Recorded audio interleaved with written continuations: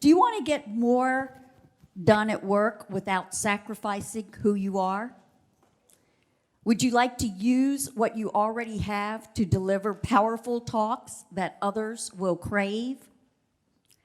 Are you ready to become a respected people magnet that others love to follow? If the answer is yes to these questions, you're going to be in for a surprise. Our speaker today is a leadership coach and is the author of the upcoming book, Lions, Cowards, and Coworkers. Can't wait to get that one. It'll be on Amazon, I'm sure. As a Navy veteran, now a civilian employee with the Department of Defense, one of the biggest challenges that he faced was confronting the confusion that exists about authentic leadership. And sometimes it means to just be authentic in the corporate workplace. When he's not working, he can be found gardening or at the supermarket trying to guess how many other people also hate the self-checkout machines. Please join me in welcoming our speaker, our leadership coach, and the guy who still wants to be asked, "Sir, would you like paper or plastic?" Hamid Mitchell.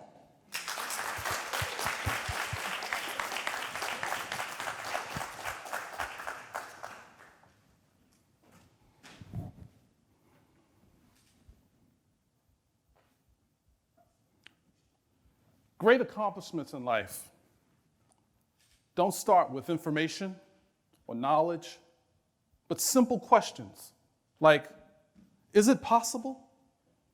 When was the last time you've asked yourself if it's possible? You see, growing up, I had great questions too. Questions that plagued my mind day and night. Questions whose answers would determine my very life. And it just so happens that you ask them too. You see, before traveling over 30 countries or living in Japan, before earning a graduate degree and becoming the first in my family to buy a home, before discovering that I could captivate audiences from the same stage as legendary speakers, I was a high school dropout on the fringe of a school-to-prison pipeline.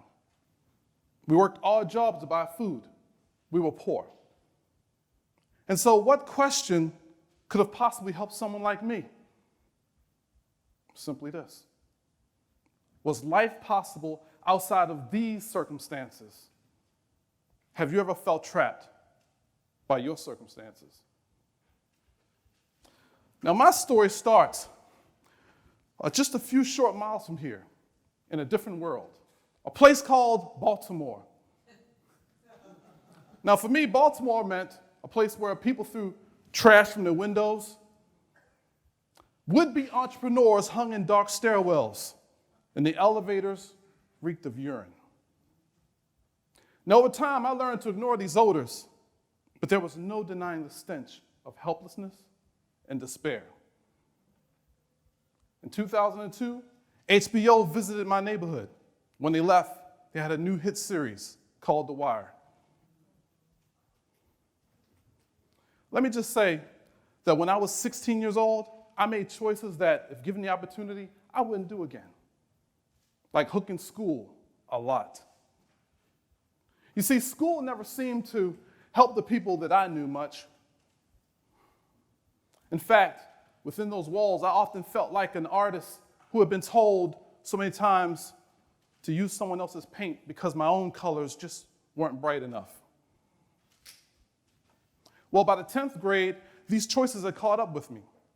And now an angry principal was firing off rhetorical questions like, "Hamid, why won't you do what's expected of you?" And I thought then, as I do now, that depends on who's holding the expectations. See, he wasn't interested in my answers, nor was he interested in me. And at the end of that meeting, he said, "If you don't want to be here, then I'll make room for someone who does."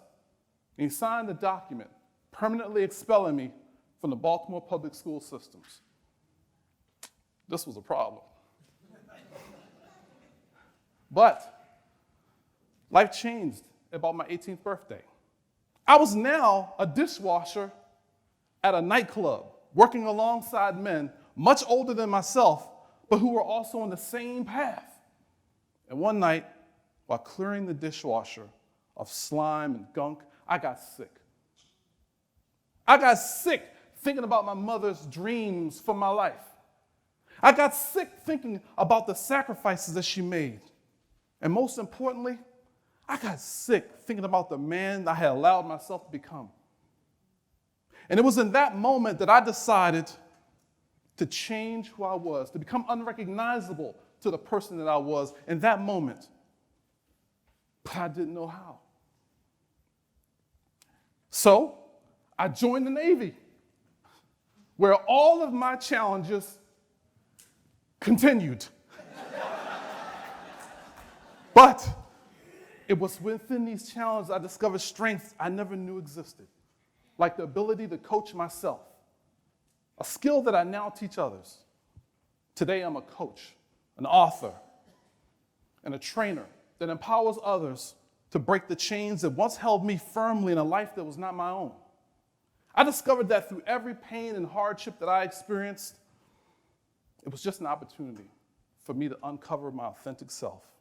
And in doing so, brought me to the most important question of them all, which is why we're here.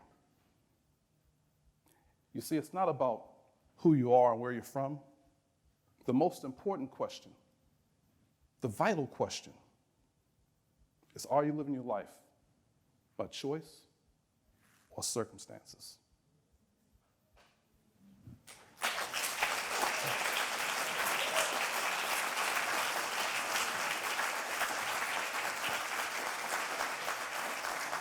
Mm-hmm.